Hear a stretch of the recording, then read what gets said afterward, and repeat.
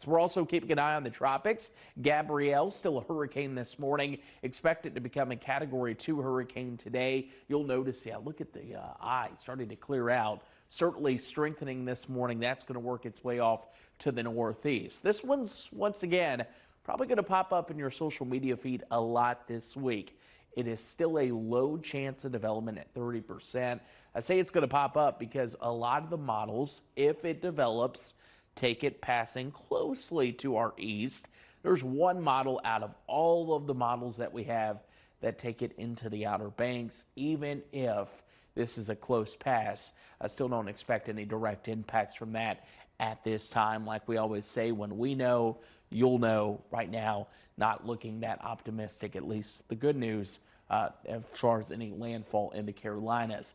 Here's what we look at behind it. It's a 60% chance of development. That's going to be following Gabrielle. So these two, yeah, not looking to pose a threat. Of course, if something changes, we'll be the first to let you know through this week. Right now, St. Captain's House Skycam, there's kind of that mix of sun and clouds.